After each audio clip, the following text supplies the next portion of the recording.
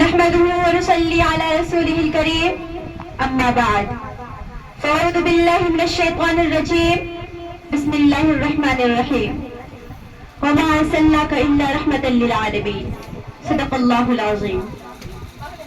محترم سامعون سامعات اور میری پردہ نشی بہنوں، یہ بات آپ تمام بہنیں جانتی ہیں کہ اس کرۂ ارض پر کم و بیش 1,24,000 انبیاء کرام تشریف لائے. ہر ایک نے توحید کی دعوت دی، پیغام الہی کو عام کیا، اللہ کے احکام سے لوگوں کو روشناس کرایا اور جنت تک لے جانے والے راستے کی رہنمائی کی اور جہنم کے راستوں سے آگاہ کیا. لیکن اس میں سے ہر نبی، ہر رسول کا دائرہ کار محدود تھا. کوئی مخصوص خاندانوں میں مبعوث ہوا تو کوئی مخصوص خطے اور علاقوں کی رشد و ہدایت کے لیے آیا، تو کوئی خاص اپنے قوم کی رہبری کے لیے آیا. قرآن کریم میں فرمان خدا ہے وَمَا أَرْسَلْنَاكَ إِلَّا رَحْمَةً لِّلْعَالَمِينَ. ہم نے آپ کو تمام جہانوں کی رحمت بنا کر کے بھیجا. لیکن ہمارے آقا سرکار دو عالم صلی اللہ علیہ وسلم کی نبوت اور رسالت ایسی نہیں تھی. آپ صلی اللہ علیہ وسلم کسی خاندان میں، کسی مخصوص خاندان کے لیے مبعوث نہیں کیے گئے، بلکہ آپ صلی اللہ علیہ وسلم کی نبوت عام تھی، آپ صلی اللہ علیہ وسلم کی رسالت عام تھی، آپ صلی اللہ علیہ وسلم سارے انسانوں کے نبی تھے، آپ صلی اللہ علیہ وسلم اللہ کی ناری مخلوق جنوں کے بھی نبی تھے. میرے آقا کے ذرا شان تو دیکھو، میرے آقا کے ذرا عام تو دیکھو کہ ہر نبی کے لیے ایک دائرہ کار محدود ہے، ہر نبی کے لیے ایک کوئی خاص قوم متعین ہے. لیکن یہ میرے آقا ہے، یہ ہم سب کے آقا ہے، یہ اللہ کے محبوب ہے، یہ رشک کائنات ہے. ان کا پیدا کرنے والے جہان کی پیدا کرنے والے نے فرمایا وَمَا أَرْسَلْنَاكَ إِلَّا كَافَّةً لِّلنَّاسِ. کہ پیغمبر محمد صلی اللہ علیہ وسلم، ہم نے آپ کو کسی خاص رنگ و نسل والوں کے لیے نہیں بھیجا، خاص عربوں کے لیے نہیں بھیجا، ایک ہی زبان بولنے والوں کے لیے نہیں بھیجا. ہم نے آپ کو سارے انسانوں کے لیے بھیجا ہے. دنیا کے ہر علاقے میں، ہر جگہ، کسی بھی مقام پر بدرباش اختیار کرنے والا آپ کا امتی ہے اور آپ اس کے نبی ہیں. میری بہنوں، حضور اکرم صلی اللہ علیہ وسلم کے فضائل و کمالات بے شمار ہیں. آپ کے خصائل و شمائل کو شمار میں نہیں لایا جا سکتا. بڑے بڑے شاعراں اور ادبا دنیا میں آئے، اصحاب قلم اور سیرت نگار آئے، بعض نے تو پوری زندگی آپ کی سیرت نگاری کے لیے صرف کر دی. آپ صلی اللہ علیہ وسلم کا منقبت کو بیان کرنے کی وجہ سے یہ کہا حق تو یہ ہے کہ حق ادا نہ ہوا. ایک شاعر نے حضور اکرم صلی اللہ علیہ وسلم کی شان اعلیٰ کو بیان کرنے کے بعد تھک کر یہ کہہ دیا بعضت خدا بزرگ تو یہ قصہ مختصر.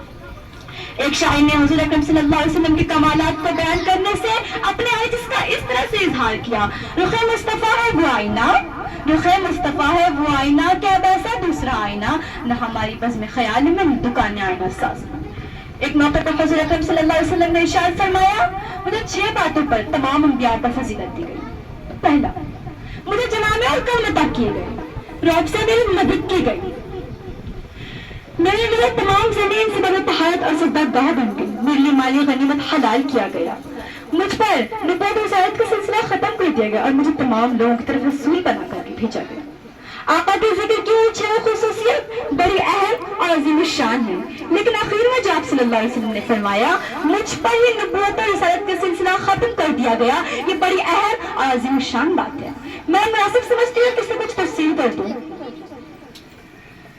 آپ صلی اللہ علیہ وسلم نے فرمایا مجھ پر نبوت اور رسالت کا سلسلہ ختم کر دیا گیا، یہ بڑی اہم بات ہے.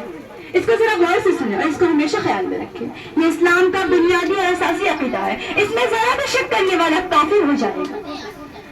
جو بھی مرد یا جو بھی عورت اس طرح کی باتیں کرے کہ حضور اکرم صلی اللہ علیہ وسلم آخری نبی نہیں ہے، ایسا شخص جھوٹا ہے، وہ مرتد ہے. آپ صلی اللہ علیہ وسلم نے ارشاد فرمایا انا خاتم النبیین لا نبی بعدی، میں سب سے آخری نبی ہوں، میرے بعد کوئی نبی نہیں آئے گا. آج کل کچھ لوگ مرزا غلام احمد قادیانی جو انتہائی غلیظ اور گندا آدمی تھا اس کو نبی مانتے ہیں. وہ لوگ اپنے آپ کو مسلمان کہتے ہیں، حالانکہ یہ لوگ مسلمان نہیں ہیں بلکہ کافر ہیں. کافر بہت جھوٹے لوگ ہیں، ان کی باتوں کو نہ سنیں. ان کی بہت سی عورتیں ہماری عورتوں کے گھر میں پھرتی ہیں، میں گزارش کروں گی کہ ان کے گھروں میں داخل نہ ہونے دیں، ان کی باتوں کو نہ سنیں. ایسے لوگ حضور اکرم صلی اللہ علیہ وسلم کی خصوصیت کو جھٹلانے والے ہیں. جو بھی مرد یا عورت یہ وعدے کہے کہ حضور اکرم صلی اللہ علیہ وسلم آخری نبی نہیں ہے، ان کے بعد کوئی نبی آیا ہے یا آئے گا، وہ جھوٹا ہے، مرتد ہے، کافر ہے. جائے گا. مسلم شریف میں ہے کہ میں سب سے پہلے قبر سے اٹھوں گا اور سب سے پہلے جنت کا دروازہ میں کھٹکھٹاؤں گا. آپ صلی اللہ علیہ وسلم نے ارشاد فرمایا سب سے پہلے میری شفاعت قبول کی جائے گی.